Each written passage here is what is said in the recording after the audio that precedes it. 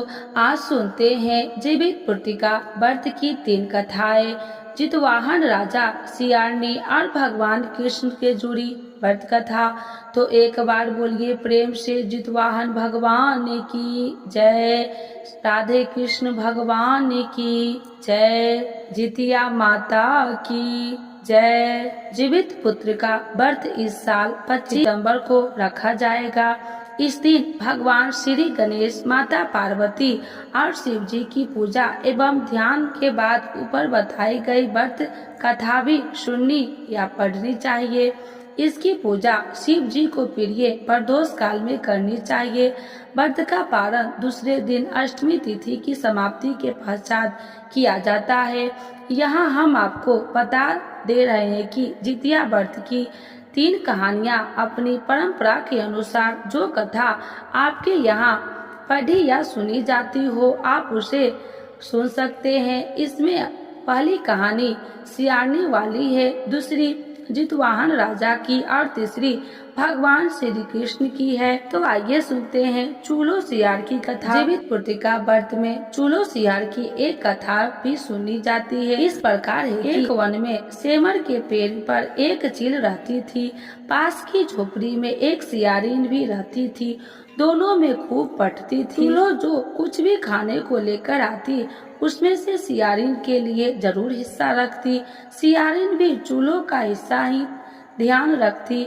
इस तरह दोनों के जीवन आनंद से कट रहे थे।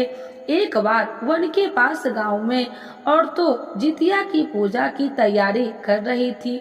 चूलो ने उसे बड़े ध्यान से देखा और अपनी सखी सियारिन को भी बताया। फिर चूलो सियारों ने तय किया कि वे भी यह व्रत करेगी। सियारनी और चूलो ने जितिया का व्रत रखा। बड़ी निष्ठा और लगन से दोनों दिन भर भूखे प्यासे मंगल कामना करत व्रत में रही। मगर रात होते ही सियारिन को भूख प्यास सताने लगी।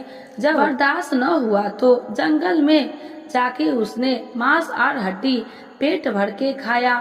चूलो ने हड्डी चबाने की करकर की आवाज सुनी तो पूछा कि यह कैसी आवाज। सियारिन ने कह दिया, बहन भूख के मारे पेट गुड़गुड़ा रहा है, उसी की आवाज है।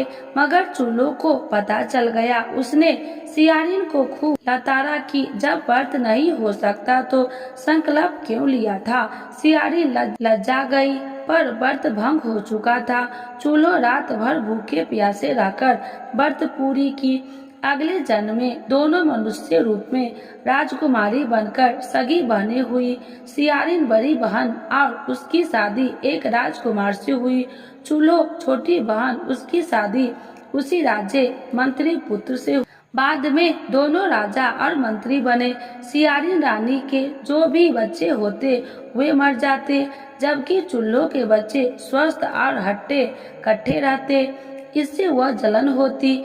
उसने कभी उनका सर काटकर डब्बे में बंद करा दिया, पर वह शीश मिठाई बनकर जाती और बच्चे का बाल तक बाका न होता। बार बार उसने अपनी बहन के बच्चे और उसके पति को मारने का प्रयास भी किया, पर सफल न हुई। आखिरकार देव योग से उसे भूल का अभ्यास हुआ। उसने क्षमा मांगी और बहन के बताने पर जीवित पुत्रिका व्रत विधि विधान से किया तो उसके पुत्र भी जीवित रह। अब आइए जानते हैं जीवित पुत्रिका जितवाहन भगवान की कथा। गंधर्वों के राजकुमार का नाम जितवाहन था। वे बड़े उदार और परोपकारी थे।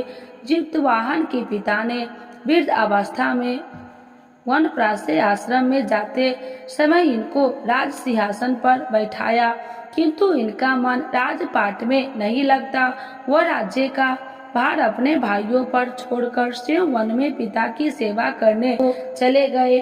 वन में ही जितवाहन को मलयमती नामक राजकन्या से भेंट हुई और वो दोनों में प्रेम हो गया। एक दिन जब वन में भ्रमण करते हुए जितवाहन काफी आगे चले गए, तब उन्हें एक वृद्धा विलाप करते हुए दिखी। पूछने पर वृद्धा ने रोते हुए बताया, मैं नाग वंश की स्त्री हूँ। मुझे एक ही पुत्र है। पक्षी राज गरुड़ ने कोप से मुक्ति दिलाने के लिए नागों के यह व्यवस्था वे गरुड़ की प्रतिनिधि भक्षण हेतु एक युवा नाग सौंपते हैं। आज मेरे पुत्र शंखचूड़ की बलि का दिन है। आज मेरे पुत्र के जीवन पर संकट है और थोड़ी देर बाद ही मैं पुत्रहीन हो जाऊंगी। एक स्त्री के लिए इससे बड़ा दुख क्या होगा कि उसके जीते ही उसका पुत्र न रहे। जीवित वाहन को यह सुनकर बड़ा दुख हुआ। उन्हें उस वृद्धा स्त्री के आश्वासन करते हुए कहा कि डरो मत, मैं तुम्हारे पुत्र के प्राण की रक्षा करूंगा। आज उसके स्थान पर स्वयं मैं अपने आप को उसके लाल कपड़े में ढक शिला पर लेटूंगा ताकि गरुड़ मुझे खा जाए पर तुम्हारा पुत्र बच जाए। इतना कहकर जीवित वाहन ने शंखचूड़ के हाथ से लाल कपड़ा ले लिया और वे उसे लपेटकर गरुड़ को बलि देने के लिए चुनी गई विद्या शिला पर लेट गया। नियम समय पर गरुड़ बड़े वेग से आए और वे लाल कपड़े में ढके जितवाहन को पंजे में दबाकर पहाड़ के शिखर पर जाकर बैठ गए। गरुड़ ने अपनी कठोर चोक का प्रभाव किया और जीवित वाहन के शरीर से मांस का बड़ा हिस्सा नोच लिया। इसकी पीड़ा से जीवित वाहन की आंख से आंसू बह निकले और वह दर्द से कहराने लगे। अपने पंजे के चक्रे प्राणी की आंखों में से आंसू और मुंह से कराहट सुनकर गरुड़ बड़े आश्चर्य में पड़ गए, क्योंकि ऐसा पहले कभी न हुआ। उन्होंने जीवित वाहन से उनका परिचय पूछा। जीवित वाहन ने सारा किस्सा कह सुनाया कि कैसे एक स्त्री के पुत्र की रक्षा के लिए वह अपने प्राण देने आ गए। आप मुझे खाकर भूख शांत करे। गरुड़ उनकी बहादुरी और उस प्राण रक्षा के लिए स्वयं का बलिदान देने की हिम्मत से बहुत प्रभावित, स्वयं पर पछतावा होने लगा। वह सोचने लगे कि एक मनुष्य है जो दूसरे के पुत्र की रक्षा के लिए स्वयं की बलि दे रहा है और एक मैं हूँ जो देवों के संरक्षण में हूँ किंतु दूसरे की संतान की बलि ले रहा। उन्होंने जीवित वाहन को मुक्त कर दिया। गरुड़ ने कहा, हे उत्तम मनुष्य, मैं तुम्हारी भावना और त्याग से प्रसन्न हूँ। मैं तुम्हारे शरीर पर जो घाव किए हैं उसे ठीक कर देता हूँ। तुम अपनी प्रशंसा के लिए मुझे कोई वरदान मांग। राजा जीवित वाहन ने कहा, हे पक्षीराज, आप तो समर्थ हैं। यदि आप प्रसन्न हैं तो और वरदान देना चाहते हैं तो आप सर्पों के अपना आहार बनाना छोड़ दे। आपने अब तक के जितने भी प्राण लिए हैं उन्हें जीवन प्रदान करे। गरुड़ ने सबको जीवन दान दे दिया और नागों की बलि न लेने का वरदान भी दिया। इस प्रकार जीवित वाहन ने साहस से नाग जाति की रक्षा हुई। गरुड़ ने कहा, तुम्हारी जैसी इच्छा वैसा ही होगा। हे राजा, जो स्त्री तुम्हारे इस बलिदान की कथा सुनेगी और विधि पूर्वक व्रत का पालन करेगी उसकी संतान मृत्यु में मुख से भी निकल आएगा। तब से ही पुत्र की रक्षा हेतु जीवित वाहन की पूजा की प्रथा शुरू हो गई। यह कथा कैलाश पर्वत पर भगवान शंकर ने माता पार्वती को सुनाई थी। जीवित पूर्तिका के दिन भगवान श्री गणेश, माता पार्वती और शिव जी की पूजा एवं ध्यान के बाद कथा सुननी चाहिए। तो एक बार बोलिए प्रेम से जीवित वाहन भगवान की जय, जितिया माता की जय। अब आइए सुनते हैं भगवान श्री कृष्ण की कथा। तो एक बार बोलिए प्रेम से राधे कृष्ण भगवान की जय। यह कथा महाभारत काल से जुड़ी हुई है। महाभारत युद्ध के बाद अपने पिता की मृत्यु के बाद अश्वत्थामा बहुत ही नाराज था और उसके अंदर बदला की आग तीव्र थी, जिस कारण उसने पांडवों के शिविर पर घुसकर सोते हुए 5 लोगों को पांडव समझकर मार डाला। लेकिन वे सभी द्रौपदी की 5 संतानें थी।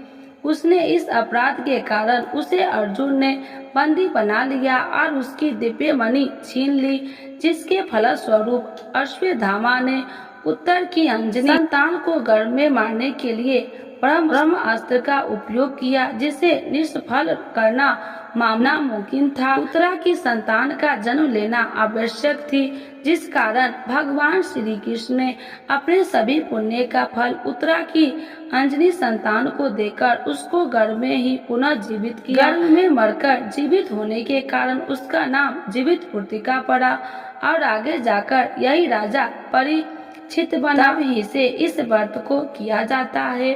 तो एक बार बोलिए प्रेम से जीवित पुत्रिका माता की जय। राधे कृष्ण भगवान की जय। आज जानते हैं जितिया व्रत 2024 व्रत नियम। कठिन है जितिया व्रत के नियम, जान ले और 3 दिन व्रत में न करे कोई भूल चूक। संतान की सुखी जीवन, निरोगता एवं लंबी उम्र के लिए हर साल आश्विन मास के कृष्ण पक्ष की अष्टमी तिथि जीवित पुत्रिका पर्व रखा जाता है। यह व्रत उत्तर प्रदेश, बिहार, झारखंड और कहीं कहीं मध्य प्रदेश में भी महिलाएं खास तौर पर रखती है।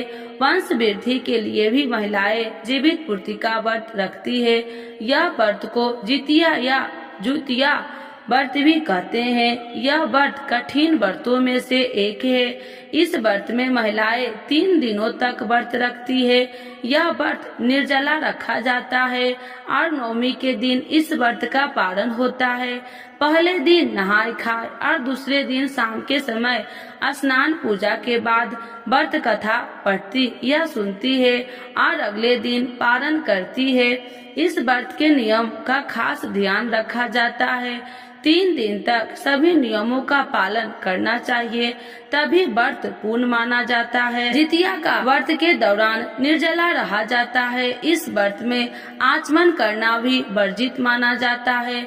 इसीलिए कोशिश करे कि जितिया व्रत में जल का एक बूंद भी ग्रहण न करे।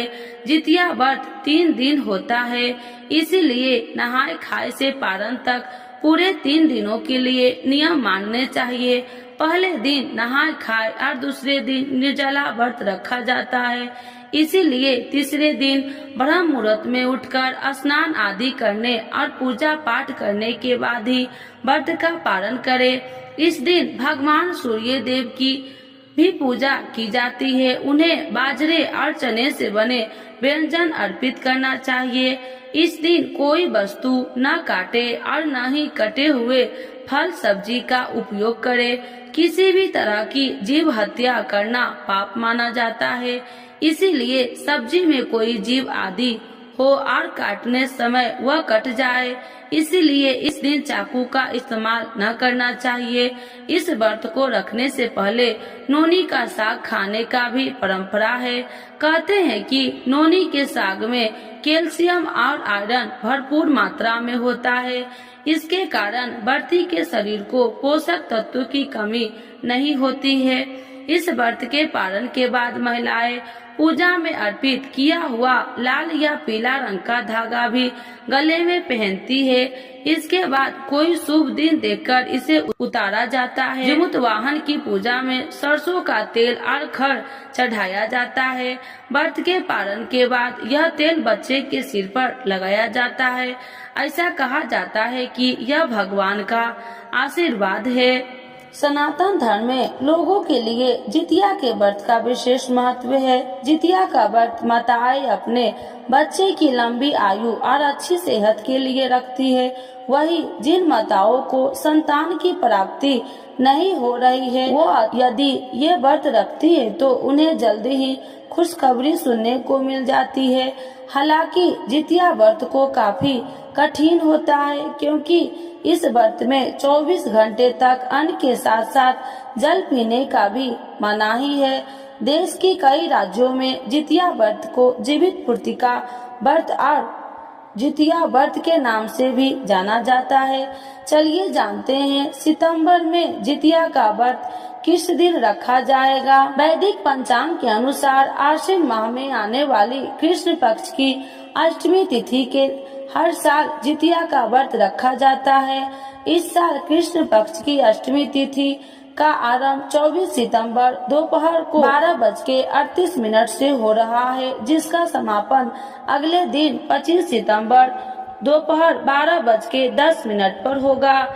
ऐसे में उदया तिथि के आधार पर जितिया का व्रत 25 सितंबर 2024 को रखा जाएगा। जितिया व्रत का पूजा का शुभ मुहूर्त क्या है, आइए जानते हैं।